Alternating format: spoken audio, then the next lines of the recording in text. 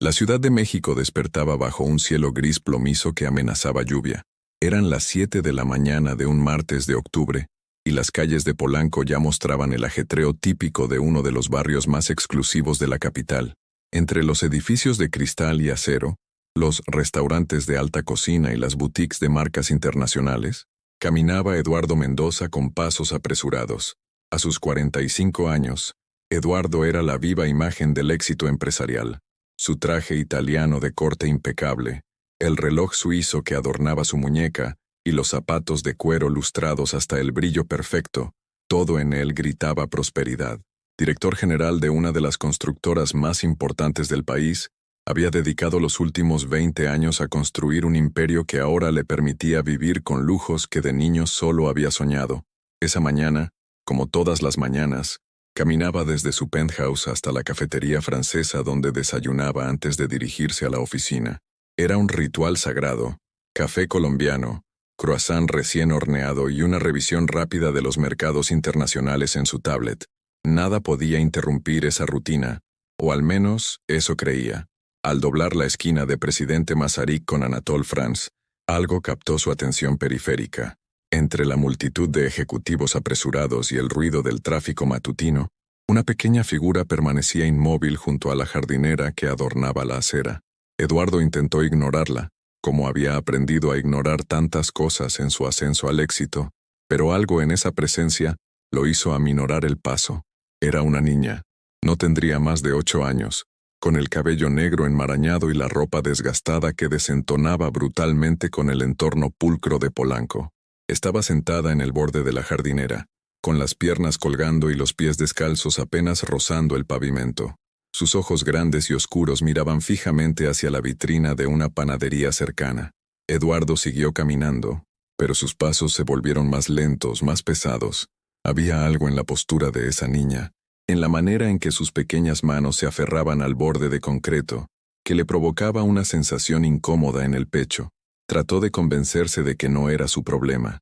Seguramente los servicios sociales se encargarían, o tal vez sus padres estaban cerca, trabajando en alguna de las construcciones de la zona. Pero entonces la escuchó. «Tengo hambre». No fue un grito, ni siquiera una súplica dirigida a alguien en particular.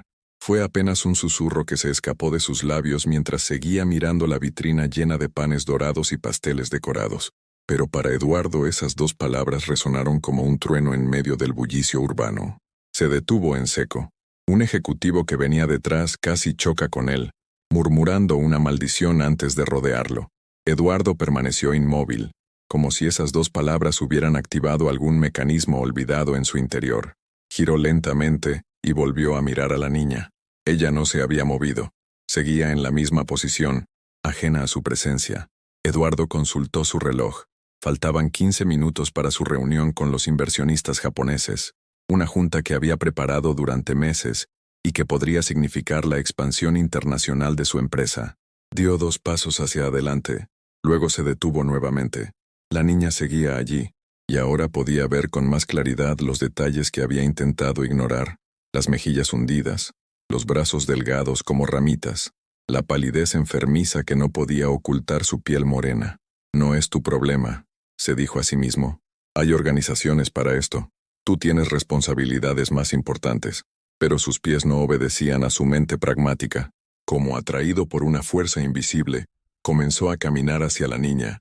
Cada paso era una batalla interna entre el hombre de negocios que había construido murallas alrededor de su corazón y algo más profundo, más humano, que pugnaba por salir. Cuando estuvo a 1 metro de distancia, la niña finalmente notó su presencia. Levantó la vista y sus ojos se encontraron. Eduardo sintió que el aire se escapaba de sus pulmones. En esos ojos no había la picardía típica de los niños de la calle que pedían dinero en los semáforos. No había astucia ni manipulación. Solo había hambre. Un hambre antigua, profunda, que iba más allá del estómago vacío. «¿Cómo te llamas?», preguntó Eduardo, sorprendiéndose por la suavidad de su propia voz. La niña lo miró con desconfianza, apretando más sus manos contra el concreto. Tardó varios segundos en responder, como si estuviera evaluando si podía confiar en este hombre elegante que olía a loción cara. «Sofía», dijo finalmente, su voz apenas audible. «¿Dónde están tus papás, Sofía?». La pregunta pareció activar algo en la niña. Sus ojos se llenaron de lágrimas que se negó a dejar caer, y su barbilla tembló ligeramente antes de que apretara los labios con determinación. Mi mamá está enferma. Está en el hospital desde hace 3 días. Mi papá... Su voz se quebró. Mi papá se fue hace mucho. Eduardo sintió que algo se rompía dentro de él. No era solo la historia de la niña, que seguramente se repetía en miles de variaciones por toda la ciudad. Era algo más profundo, más personal. De repente, se vio a sí mismo a los 7 años, parado afuera de una tienda de abarrotes en Iztapalapa, con el estómago rugiendo y sin un peso en los bolsillos, mientras su madre trabajaba limpiando casas para apenas sobrevivir. Había enterrado ese recuerdo bajo capas y capas de éxito, de dinero, de poder. Había construido su vida entera como una fortaleza contra esa vulnerabilidad, contra ese hambre que una vez había conocido íntimamente. Y ahora, esta niña pequeña con sus 2 palabras susurradas, había derrumbado esas murallas como si fueran de papel. ¿Cuándo fue la última vez que comiste?, preguntó, aunque temía la respuesta. Sofía se encogió de hombros, un gesto que intentaba ser casual pero que solo revelaba más su fragilidad. Ayer en la mañana, una señora me dio medio bolillo. Eduardo cerró los ojos por un momento. En su bolsillo, su teléfono vibraba insistentemente. Sabía que era su asistente, preguntando por qué no había llegado a la oficina. En 15 minutos, los inversionistas japoneses estarían esperando en la sala de juntas, listos para escuchar su propuesta de expansión. Era el momento que había esperado durante años, la oportunidad de llevar su empresa al siguiente nivel. Abrió los ojos y miró nuevamente a Sofía. Ella había vuelto a fijar su vista en la vitrina de la panadería, como si con la fuerza de su mirada pudiera materializar uno de esos panes en sus manos. Eduardo tomó una decisión. «Ven conmigo», dijo, extendiendo su mano hacia la niña. Sofía lo miró con una mezcla de esperanza y temor. «¿A dónde?» «Primero, vamos a desayunar. Después veremos qué podemos hacer por tu mamá». La niña dudó. En las calles había aprendido a desconfiar de los extraños, especialmente de los hombres bien vestidos que prometían ayuda. Pero había algo en los ojos de Eduardo, una comprensión que iba más allá de las palabras, que la hizo tomar su mano. Cuando los pequeños dedos de Sofía se cerraron alrededor de su mano, Eduardo sintió que algo fundamental cambiaba en su interior. No sabía exactamente qué estaba haciendo, o qué consecuencias tendría esto para su vida cuidadosamente planificada. Solo sabía que no podía seguir caminando. No podía dar la espalda a esos ojos hambrientos que le recordaban tanto a los suyos propios. Juntos caminaron hacia la panadería.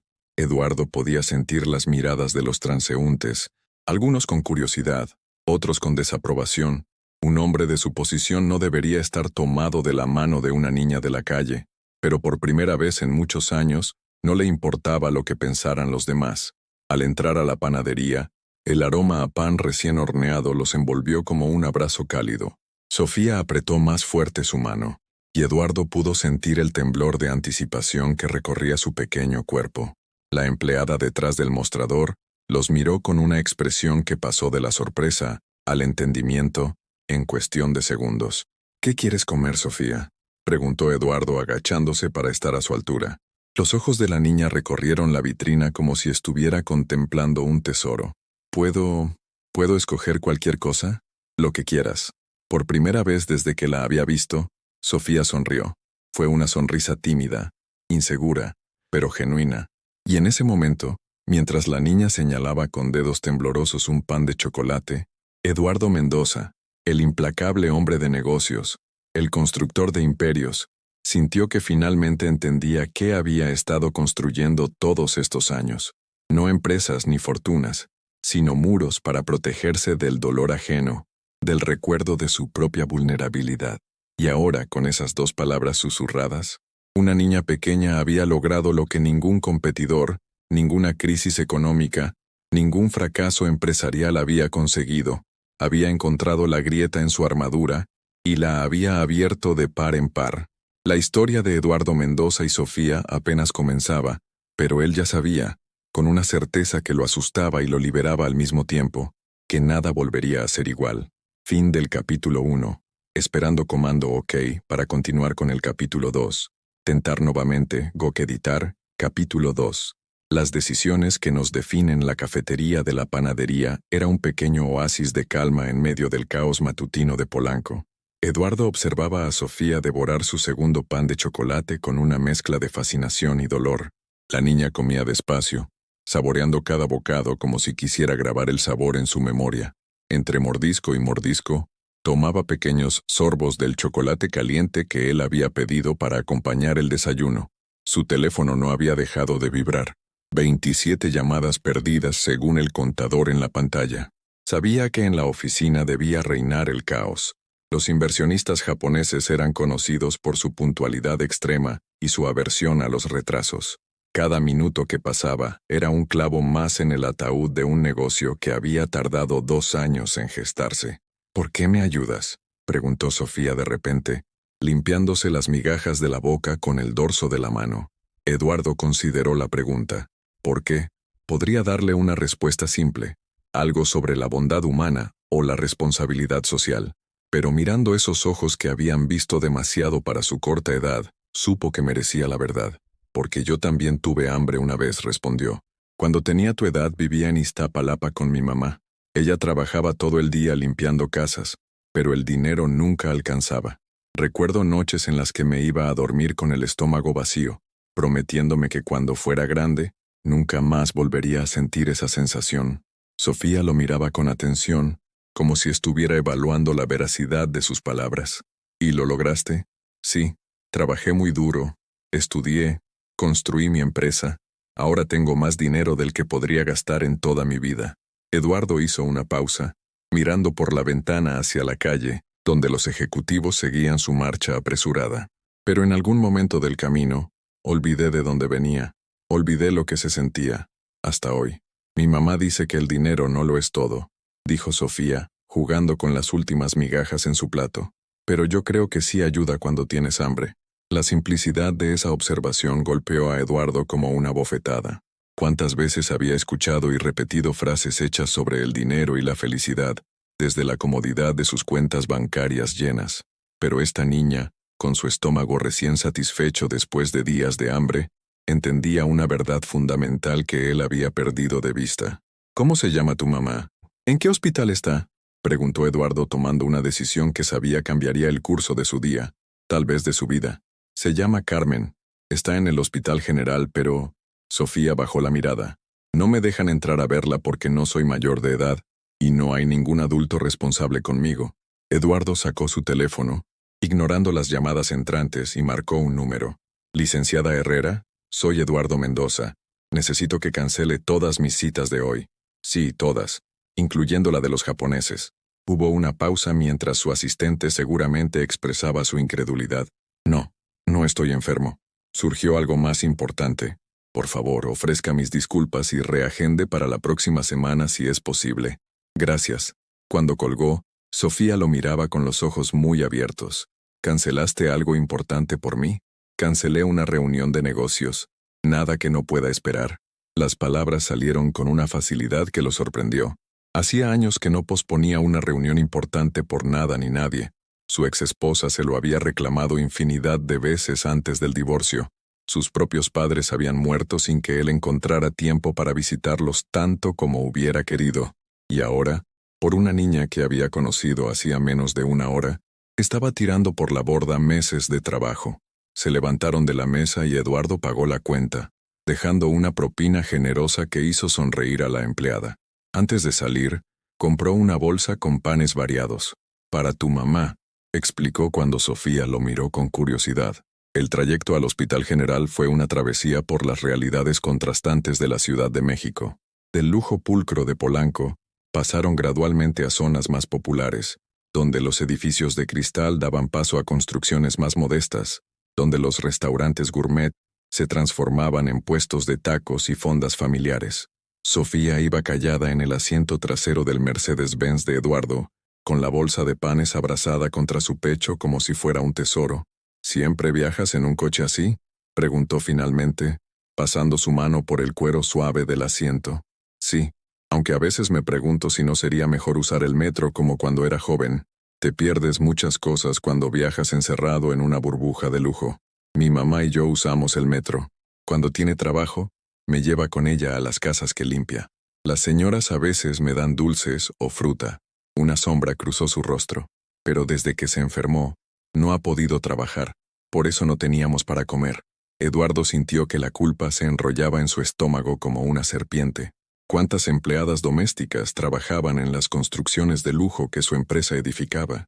¿Cuántas de ellas tenían hijos que pasaban hambre mientras sus madres limpiaban departamentos que costaban más de lo que ganarían en toda su vida? El Hospital General era un hervidero de humanidad. Los pasillos atestados, el olor a desinfectante mezclado con sudor y desesperación, las caras cansadas de médicos y enfermeras que hacían milagros con recursos limitados. Era un mundo que Eduardo había dejado atrás hacía décadas. Un recordatorio brutal de la realidad que vivía la mayoría de los mexicanos. En recepción, una enfermera de rostro amable pero cansado les informó que efectivamente Carmen Hernández estaba internada en el área de medicina interna, pero que las visitas para menores solo estaban permitidas con un adulto responsable que pudiera acreditar parentesco o tutela legal. Soy un amigo de la familia, dijo Eduardo, sintiendo lo inadecuado de esa descripción. La niña necesita ver a su madre. ¿No hay manera de hacer una excepción? La enfermera lo miró de arriba abajo, notando claramente la disparidad entre su apariencia costosa y la niña humilde a su lado. Lo siento, señor. Son políticas del hospital. Si usted no es familiar directo... ¿Y si hablo con el director del hospital? Puede intentarlo, pero... Eduardo ya había sacado su teléfono. 3 llamadas después, había localizado al director del hospital, quien casualmente conocía a uno de los socios de Eduardo, de un proyecto de responsabilidad social que habían hecho años atrás. A veces, se dijo con cierta amargura, el poder y las conexiones servían para algo más que cerrar negocios millonarios. 20 minutos después, con un permiso especial en mano, Eduardo y Sofía subían al 3er piso donde estaba internada Carmen. La niña apretaba cada vez más fuerte su mano conforme se acercaban a la habitación, y Eduardo podía sentir su nerviosismo. ¿Y si está muy mal? ¿Y si no me reconoce? Susurró Sofía cuando estuvieron frente a la puerta. Eduardo se agachó hasta quedar a su altura. Tu mamá te va a reconocer siempre. Eres su hija, su razón para luchar. ¿Entiendes? Sofía asintió, tomó una respiración profunda y empujó la puerta. Carmen Hernández yacía en una de las 6 camas que ocupaban la habitación compartida. Era una mujer joven, no tendría más de 30 años, pero la enfermedad había cobrado su precio. Su rostro demacrado se iluminó al ver a su hija y extendió los brazos débilmente. Mi niña, mi Sofía. Las lágrimas corrían libremente por sus mejillas mientras abrazaba a su hija. Estaba tan preocupada. ¿Has estado bien? ¿Has comido? Sí, mamá. Este señor me ayudó. Me dio de desayunar y me trajo a verte. Por primera vez, Carmen pareció notar la presencia de Eduardo. Sus ojos lo recorrieron con una mezcla de gratitud y desconfianza, la misma mirada que había visto en Sofía horas antes. Soy Eduardo Mendoza. Señora, dijo, sintiéndose extrañamente nervioso. Encontré a Sofía esta mañana y, bueno, quise ayudar. ¿Por qué? La pregunta era directa, sin rodeos. Una madre protegiendo a su cría incluso desde una cama de hospital. Eduardo consideró repetir la historia que le había contado a Sofía, pero algo en la mirada de Carmen demandaba más. «Porque no pude seguir caminando», respondió finalmente. Escuché a su hija decir que tenía hambre y simplemente no pude ignorarlo. Carmen lo estudió por largos segundos antes de que su expresión se suavizara. «Sofía es todo lo que tengo», dijo. «Desde que su padre nos abandonó, hemos sido solo nosotras 2. He tratado de darle lo mejor, pero...» Su voz se quebró. «Ha hecho un trabajo admirable», dijo Eduardo mirando a Sofía que se había acurrucado junto a su madre en la estrecha cama de hospital. «Es una niña increíble. ¿Qué tiene, señora?» Si no es indiscreción preguntar. «Diabetes complicada con una infección renal. Los médicos dicen que necesito tratamiento por al menos 2 semanas más, pero no tengo seguro y...» Carmen desvió la mirada. «No sé cómo voy a pagar todo esto. Ya me estaban presionando para que diera de alta voluntaria». Eduardo sintió que algo se endurecía en su interior. No era rabia hacia Carmen o el hospital, sino hacia un sistema que obligaba a una madre a elegir entre su salud y el bienestar de su hija. Hacia un país donde el código postal determinaba si vivías o morías. «No se preocupe por eso», se escuchó decir. Yo me haré cargo de los gastos médicos. Tanto Carmen como Sofía lo miraron con incredulidad. No, no puedo aceptar eso. Es demasiado. Usted no nos conoce. Hace 3 horas no las conocía, corrigió Eduardo. Ahora sé que son una madre que lucha por su hija y una niña valiente que cuida de su madre. Eso es suficiente para mí. Pero, ¿por qué? La gente rica no... Perdón, no quise... Está bien. Tienes razón. La gente rica normalmente no hace esto. Eduardo se acercó a la ventana mirando hacia la ciudad que se extendía más allá. Tal vez por eso necesitaba encontrarme con Sofía esta mañana, para recordar que el éxito no significa nada si no puedes detenerte cuando alguien necesita ayuda. Las siguientes horas pasaron en un torbellino de actividad. Eduardo habló con los médicos. Se aseguró de que Carmen recibiera una habitación privada. Contrató enfermeras particulares para su cuidado. Usó su tarjeta de crédito con la misma facilidad con la que firmaba contratos millonarios, pero por primera vez en años cada peso gastado se sentía como una inversión real en algo valioso. Mientras esperaba que trasladaran a Carmen a su nueva habitación, observó a madre e hija conversar en susurros, Sofía mostrándole orgullosa la bolsa con panes que habían comprado. Había algo puro en esa conexión, algo que todo su dinero nunca había podido comprar, amor incondicional. Verdadero, sin pretensiones ni agendas ocultas. Su teléfono vibró nuevamente. Un mensaje de su asistente. Los japoneses están muy molestos. Dicen que es una falta de respeto imperdonable. El negocio probablemente está perdido. Eduardo leyó el mensaje, y para su sorpresa, no sintió el pánico que esperaba. Sí, era una oportunidad perdida. Sí, afectaría sus planes de expansión. Pero mirando a Sofía reír por algo que su madre le había dicho, supo que había ganado algo mucho más valioso. Señor Mendoza, Carmen lo llamó desde la cama. No sé cómo agradecerle. Prometo que le pagaré todo cuando pueda trabajar de nuevo. No es necesario, pero si hay algo que puede hacer por mí. Eduardo se acercó a la cama.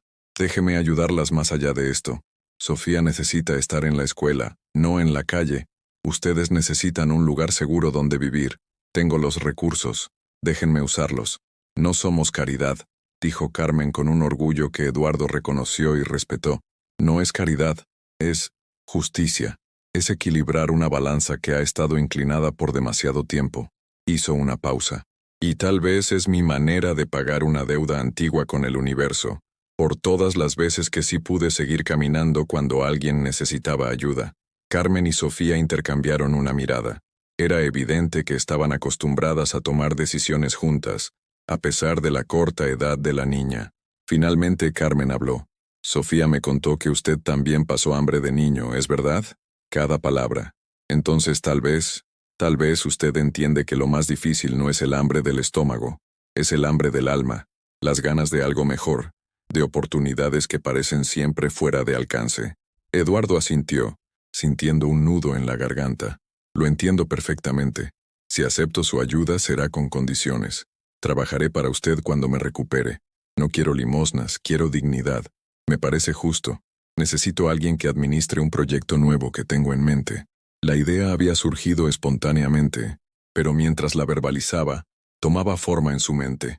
Un centro comunitario en Iztapalapa, donde los niños puedan ir después de la escuela, donde haya comida caliente, ayuda con tareas, tal vez clases de computación o inglés.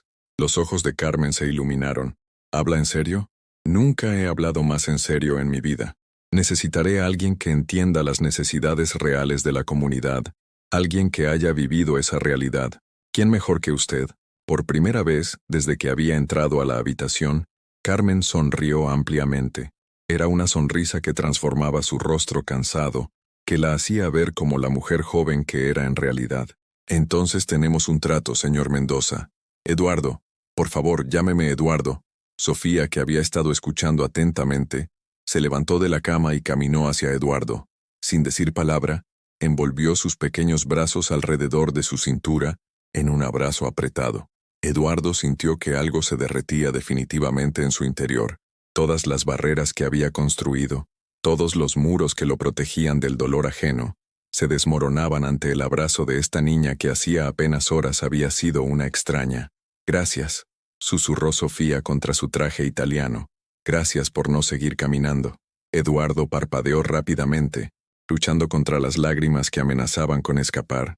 Hacía décadas que no lloraba, desde el funeral de su madre, pero ahora, en esta habitación de hospital, abrazado por una niña de 8 años que le había recordado su humanidad, sintió que las lágrimas no eran signo de debilidad sino de sanación. El resto del día transcurrió en una nebulosa de trámites y preparativos. Eduardo se aseguró de que Carmen tuviera todo lo necesario para su recuperación, estableció un fondo para cubrir sus gastos mientras estuviera hospitalizada, e incluso comenzó a buscar departamentos en zonas más seguras para cuando le dieran de alta. Al caer la tarde, mientras llevaba a Sofía a cenar, esta vez eligió tamales de una señora que vendía afuera del hospital, recordando con nostalgia sus propios días de infancia. Eduardo reflexionó sobre cómo un día que había comenzado con una rutina inquebrantable, había terminado redefiniendo completamente sus prioridades. Fin del capítulo 2. Esperando comando OK para continuar con el capítulo 3. Tentar nuevamente editar capítulo 3. Las raíces del cambio. 3 semanas habían transcurrido desde aquel encuentro en Polanco que cambió la vida de Eduardo Mendoza. La Ciudad de México amanecía envuelta en una ligera neblina novembrina, mientras él conducía su Mercedes-Benz por calles que no había recorrido en años. Pero esta mañana era diferente. En el asiento del copiloto iba Sofía, tarareando una canción que había aprendido en su nueva escuela, y en el asiento trasero, Carmen, recuperada aunque aún débil, revisaba los planos del centro comunitario que estaban por visitar. ¿Estás seguro de que es aquí?, preguntó Carmen cuando se detuvieron frente a un edificio abandonado en el corazón de Iztapalapa. La construcción, que alguna vez había sido una fábrica textil, mostraba las cicatrices del tiempo y el olvido. «Es perfecto», respondió Eduardo, bajando del auto y respirando profundamente. El aire olía a tierra mojada y comida callejera, a perros callejeros y esperanzas marchitas. Olía a hogar, al hogar que había abandonado hacía tanto tiempo. Aquí mismo, en esta calle, vendía chicles cuando tenía la edad de Sofía. Sofía lo miró con curiosidad. En estas semanas había descubierto que el señor Eduardo estaba lleno de historias que contradecían su apariencia elegante. ¿Vendías chicles? ¿Tú? Chicles, Kleenex, lo que fuera necesario para ayudar a mi mamá. Eduardo caminó hacia la entrada del edificio, recordando. ¿Ves esa esquina? Ahí me paraba todos los días después de la escuela. Los viernes eran los mejores días porque la gente andaba con más dinero. Carmen se acercó, observando el edificio con ojo crítico. En las semanas desde su recuperación, había demostrado tener una mente aguda para los negocios y una comprensión profunda de las necesidades de la comunidad. ¿Cuánto espacio tenemos? 2.000 metros cuadrados divididos en 3 plantas, suficiente para aulas, comedor, área de cómputo, hasta una pequeña clínica. Eduardo sacó las llaves que el agente inmobiliario le había dado. Entremos. El interior era un caos de escombros y grafitis, pero Eduardo veía más allá del deterioro actual. Veía niños corriendo por pasillos iluminados, escuchaba risas en lugar de ecos, imaginaba olores de comida casera reemplazando el moho y el abandono. «Será mucho trabajo», advirtió Carmen, esquivando un charco de agua estancada. «El trabajo duro no me asusta», respondió Eduardo. «Lo que me asusta es la indiferencia». Mientras recorrían el edificio, Sofía corría adelante, explorando cada rincón con la curiosidad infinita de los niños. De repente, su voz resonó desde el fondo. «Mamá, Eduardo, vengan a ver esto». La siguieron hasta lo que había sido el área de producción de la fábrica. Los grandes ventanales, aunque sucios, dejaban entrar raudales de luz natural. El espacio era enorme, con techos altos que daban sensación de libertad. «Aquí podría ser el comedor», dijo Sofía, extendiendo los brazos, «con mesas de colores y plantas. Y allá», señaló hacia una esquina, «un escenario para obras de teatro». Eduardo y Carmen intercambiaron una mirada. En estas semanas habían desarrollado una comunicación silenciosa, nacida del propósito compartido y el respeto mutuo. «Tiene buenos instintos», comentó Carmen, «como su madre. Y la valentía de su madre también», añadió Eduardo, revolviendo cariñosamente el cabello de Sofía, que ahora lucía limpio y brillante, amarrado con listones de colores que habían comprado juntos. El sonido de voces en la entrada los interrumpió. Un grupo de personas del barrio, alertadas por la presencia del Mercedes-Benz, habían venido a investigar. Eduardo reconoció las miradas suspicaces, la postura defensiva. Eran los guardianes no oficiales del barrio, los que se aseguraban de que los extraños no vinieran a aprovecharse. «Buenos días», saludó Eduardo, acercándose con las manos visibles y la postura abierta. Había aprendido, o más bien recordado, los códigos no escritos del barrio.